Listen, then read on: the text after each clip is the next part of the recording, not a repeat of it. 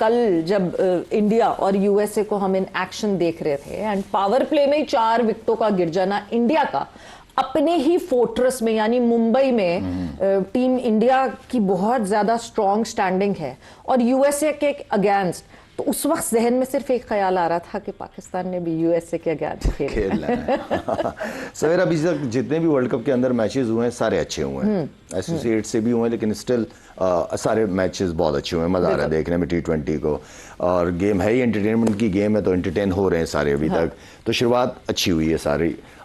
जहाँ तक आपने अमेरिका की बात की है, मेरे ख्याल में कल जब बॉडी लैंग्वेज मैंने देखी उनकी वो बहुत ही ज़बरदस्त थी, ऐसा लग ही नहीं रहा था कि कोई एसोसिएट टीम है या ऐसा लग ही नहीं रहा था कि कोई नए प्लेयर खेल रहे हैं। जो बॉडी लैंग्वेज उनकी फील्ड पे थी बहुत ही ज़बरदस्त, जो एग्रेशन बॉलर्स के अंदर नज़र आ रहा था बहुत ही ज़बरदस्त। आई मीन के वो जो फास्ट बॉलर हैं उनके उसको मैं देख रहा था, इंजरीज हो गई उनकी जिसकी वजह से आखिर में उनको इतने रन पड़ गए। टॉप बैट्समैन उनके जो, क्योंकि मैं समझता हूँ कि इस वक्त दुनिया क्रिकेट में जो टैलेंट या जो एग्रेशन इंडियन बैट्समैन के अंदर है बड़े कम टीमों के अंदर आपको नजर आएगा, सारे तगड़े प्लेयर हैं। सूर्या कुमार उनके जो कैप्टन है उन्होंने आई थिंक लीड किया टीम को, बिल्कुल एज अ कैप्टन लीड किया, सेवियर बने वो अपनी टीम। Very good. उस दिन जो तौसीफ भाई बात कर रहे थे या मैं जो बात कर रहा था वो ये बात कर रहे थे कि आप सीनियर्स का जो रोल है वो गेम को लेके चलना है सिचुएशन के हिसाब से ठीक है छक्के चौके भी मारने, लेकिन जहाँ सिंगल डबल की जरूरत है टीम सिचुएशन के हिसाब से किस तरह स्मार्ट क्रिकेट खेली जाती है।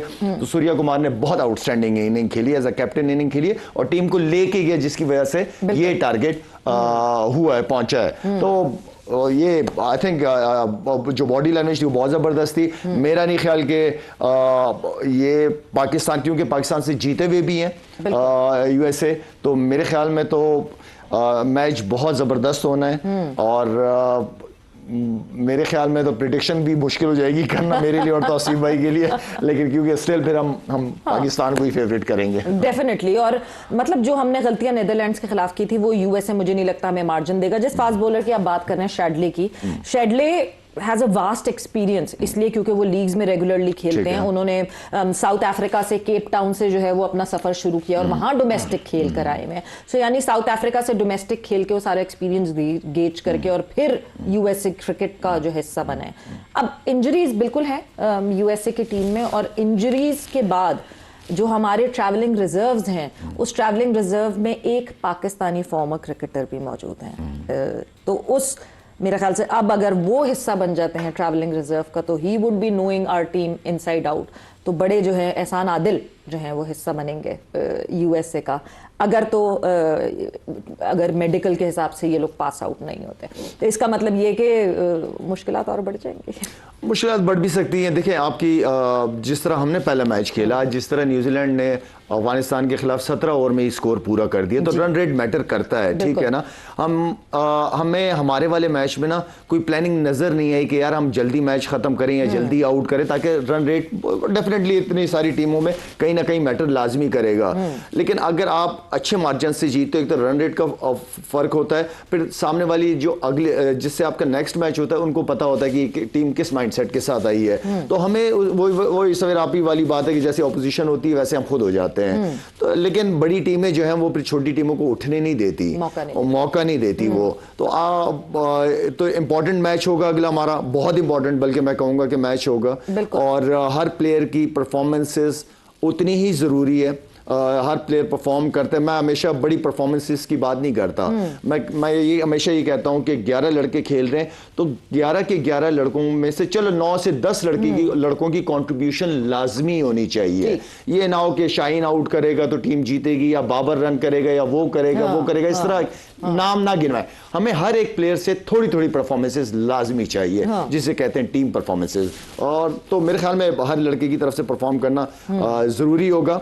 थोड़ा सा जो कंसर्न आ रहा है वो बैटिंग ऑर्डर, जो हम उस दिन भी बात कर रहे थे, चौथे नंबर वाली बैटिंग की बात कर रहे हैं या 5वें नंबर पे, मैं समझता हूं हमें एक डिसीजन लेना पड़ेगा। मैं समझता हूं कि नाफे क्योंकि नाफे अगर खेलता भी है ना, तो नाफे अगर 10 बॉलें खेलेगा ना, तो 10 बॉलों में वो 20 से 22 रन 25 रन करके देगा, वो ऐसा प्लेयर है। और हमें एक प्लेयर चाहिए उन दोनों में से जिसको भी आपने रेस्ट कराना है, बिठाना है, लेकिन मेरे ख्याल में हमें मिडिल ऑर्डर के अंदर, क्योंकि मिडिल ऑर्डर हमारी काफी अरसे से स्ट्रगल कर रही है, अरसे से स्ट्रगल कर रही है, तो हमें एक प्लेयर। Ji please.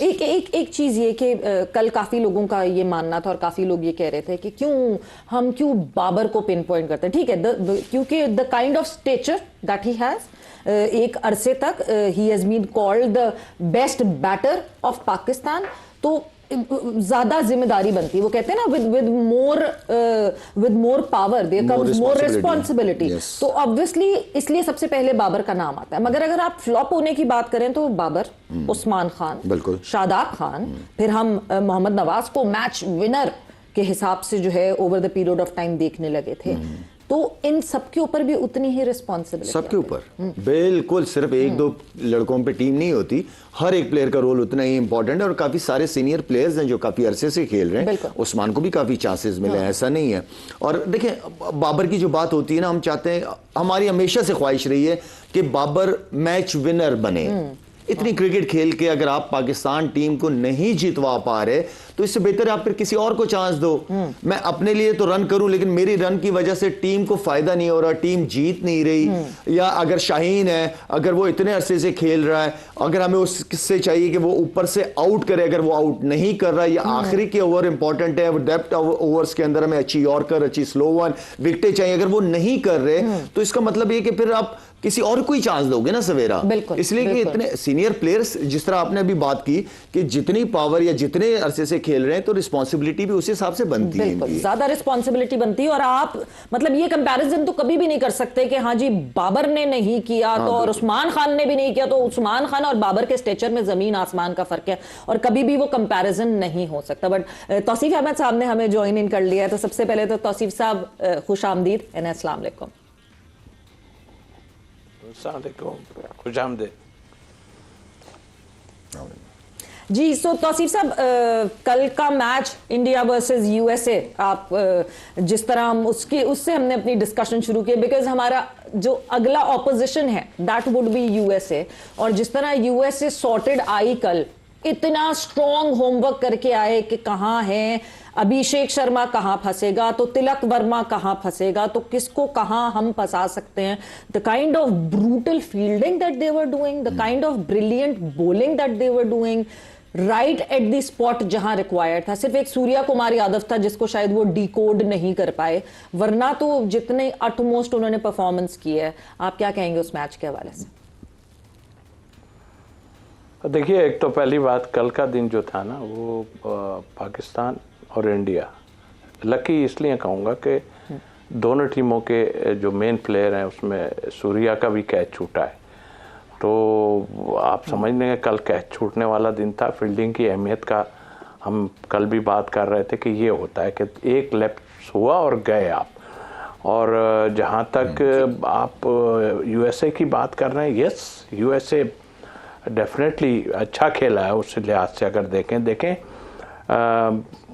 अब हम ये पोजीशन आ गई है कि हम लोग परेशान होने लगे ये एसोसिएट टीम से, और इस होना भी चाहिए, इसलिए कि उन्होंने होमवर्क किए हुए, सारा कुछ किया हुआ है। हम जो हैं वो हम या और टीमें ईजी उनको लेती हैं, तो ईजी लेना जो है ना वो मेरा ख्याल ठीक नहीं है। मैं तो एक बात जानता हूँ, देखिए आप में और दूसरों में बड़ा फ़र्क है, ठीक है, फॉर्मेट डिफरेंट है, अपनी जगह है, वो कुछ भी हो सकता है ये कह, लेकिन ऐसे ही कुछ नहीं हो सकता।